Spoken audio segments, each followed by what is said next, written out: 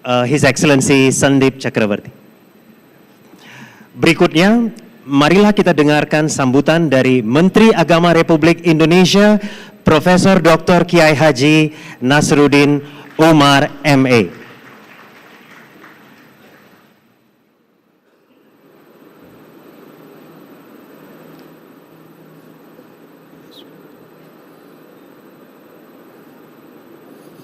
Assalamualaikum warahmatullahi wabarakatuh. Selamat sore, salam sejahtera untuk kita semuanya. Salam, Om Swastiastu, Namo Buddhaya, salam kebajikan. Pertama-tama yang sama-sama kita hormati,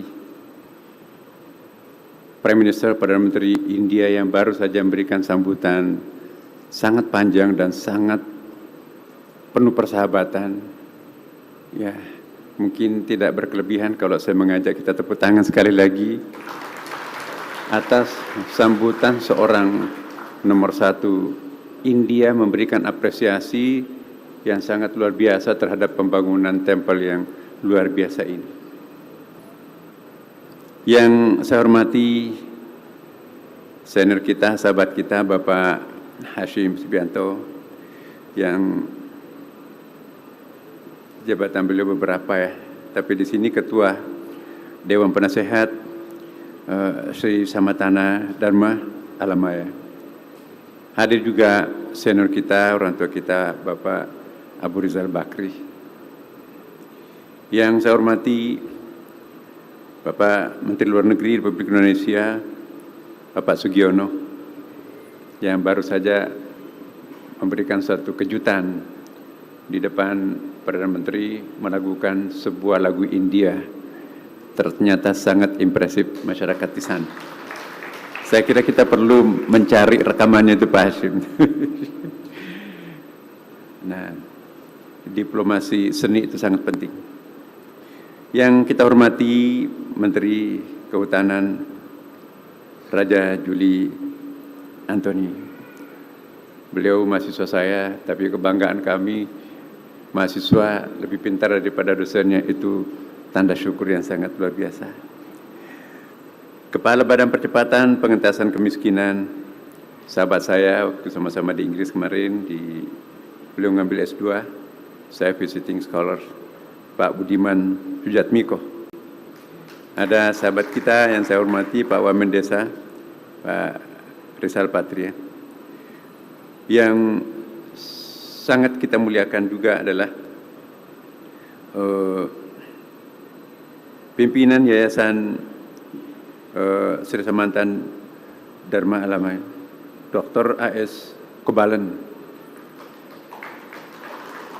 Yang kita hormati bersama Ketua Umum Majelis Agama Hindu, Bapak Wisnu ya, Patanaya, sahabat lama. Yang saya hormati Dirjen Agama Hindu dan juga Dubes India. Excellency, thank you for join together here. Kemudian juga our guys from Tamil Nadu, from Southeast India. Oh, ini ada juga sahabat kita, Pak, suka memberikan penghargaan yang luar biasa kepada prestasi-prestasi anak bangsa. Ya. Kemudian juga anggota DPR Pusat juga hadir. Luar biasa, banyak sekali tamu-tamu istimewa kita yang hadir pada kesempatan ini. Suatu bentuk dalamnya persahabatan antara satu sama lain di Republik yang tercinta ini. Pertama-tama tentu saja kami sekali lagi mohon maaf dan sekaligus Bapak Presiden yang tercinta kita, Bapak Haji Prabowo Subianto, meminta maaf kepada kita semua. Sesungguhnya dari awal sudah menjadwalkan akan hadir, tapi karena satu dan lain hal, ya minta maaf dan minta saya sekaligus untuk mewakili beliau dalam acara yang sangat penting ini. Bapak Ibu sekalian, luar biasa bangunan yang sangat megah, sangat indah ini. Mudah-mudahan ini akan nanti mengangkat citra bangsa Indonesia kita. Tahun lalu Masjid Istiqlal itu mendapatkan International Award dari Bank Dunia, World Bank dari Washington DC, dengan Award 8, bangunan paling efisien, efektif, dan bernuansa toleransi. Sehingga imam besarnya diminta sebagai President of International Grand Imam Associations. Kemudian juga kita lagi viral kemarin bahwa tahun 2024 ya, Indonesia adalah the most beautiful country in the world. Ini luar biasa. Di situ ditampilkan keindahan Bali, keindahan Jakarta, keindahan pulau-pulaunya, dan yang tidak kalah pentingnya keindahan manifestasi Bhinneka Tunggal Ikanya. Jadi banyak sekali prestasi internasional Indonesia akhir-akhir ini ya. Kita berharap semoga di bawah kepemimpinan Bapak Presiden Prabowo, nama besar Indonesia itu akan semakin mencuat di dalam sejarah dunia kita akan datang. Bapak Ibu sekalian, hari ini kita menyaksikan upacara pensucian Mahakumbha Abhiseka dan peresmian Sri Sanatana Dharma Alayam Jakarta Marugan Temple.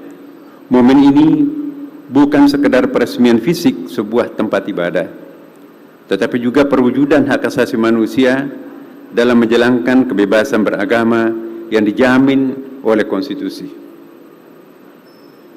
Hak asasi manusia dalam kebebasan beragama adalah pilar utama demokrasi yang menjamin bahwa setiap individu memiliki hak yang sama untuk menjalankan keyakinannya tanpa tekanan atau diskriminasi. Sebagai negara yang berlandaskan Pancasila, Indonesia menghormati dan melindungi keberagamaan kepercayaan. Ya, saya ulangi, melindungi keberagaman kepercayaan yang ada di dalam masyarakat. Pembangunan tempat ibadah merupakan salah satu bentuk konkret dari jaminan tersebut. Memastikan bahwa setiap umat beragama memiliki ruang yang layak untuk beribadah sesuai dengan keyakinannya.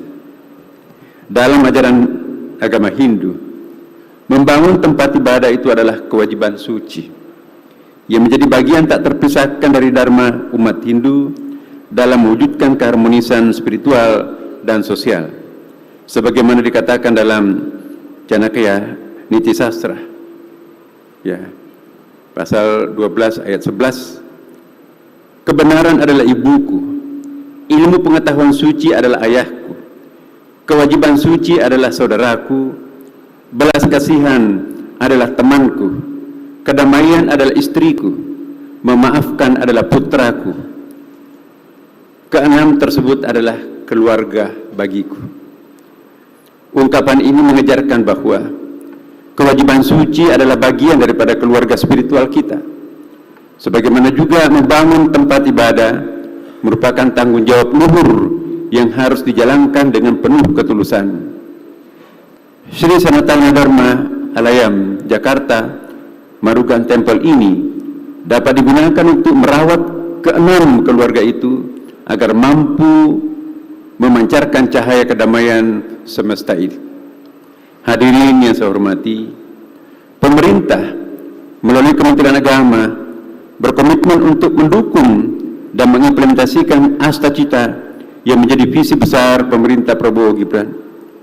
Dalam konteks ini, peresmian Sri Sanatana Dharma Alayam Jakarta Marugan Temple mencerminkan beberapa poin penting dari Astacita, antara lain memperkokoh ideologi Pancasila, demokrasi, dan hak asasi manusia sebagai bangsa yang berlandaskan Pancasila.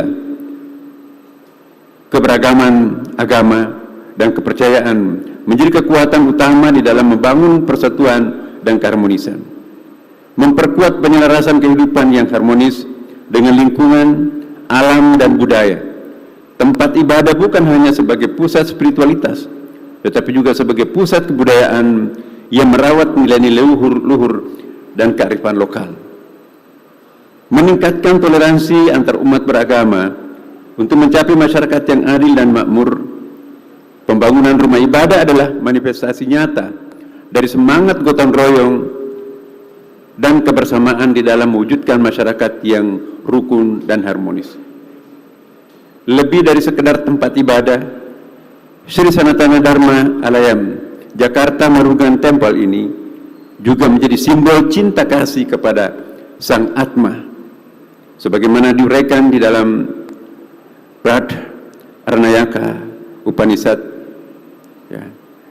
Sesungguhnya bukan karena kepentingan suami, sang suami mencintai, tetapi untuk kepentingan Atmalah sang suami mencintai. Sesungguhnya bukan untuk kepentingan sang istri mencintai, tetapi untuk kepentingan Atmalah sang istri mencintai.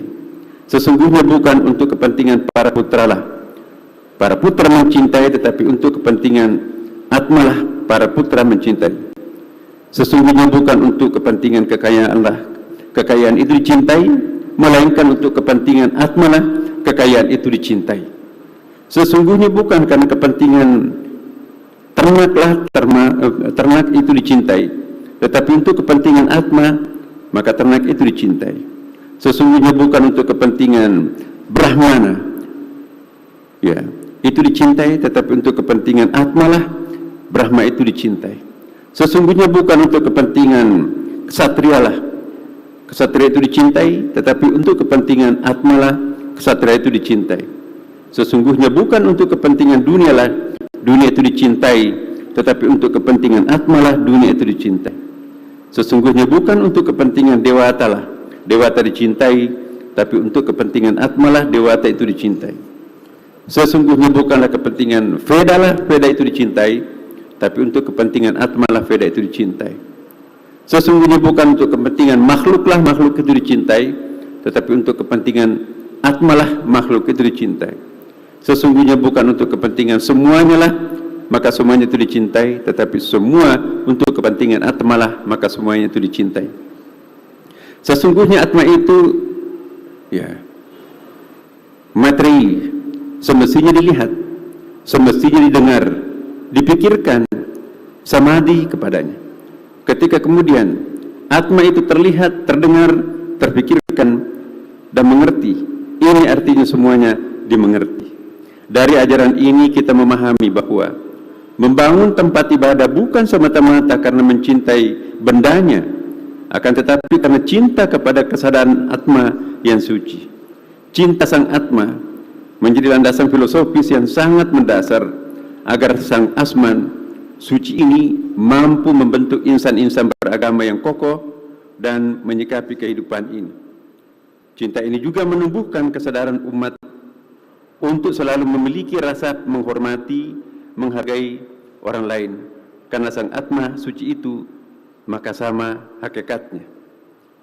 Inilah menjadi visi misi Kementerian Agama yang baru saja atau sering saya dengungkan, bahwa ada 4 poin yang sangat penting bagaimana umat beragama itu semakin dekat dengan para pemeluknya.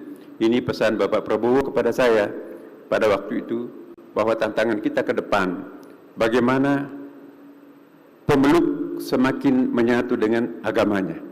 Semakin berjarak pemeluk dengan agamanya, pasti semakin banyak problem sosial.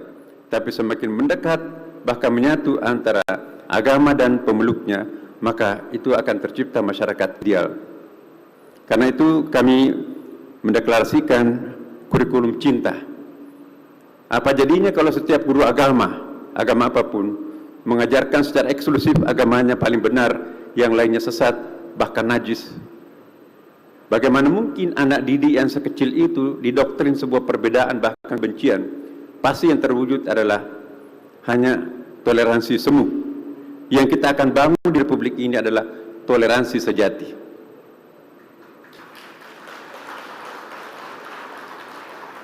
Lain toleransi, lain koeksistensi.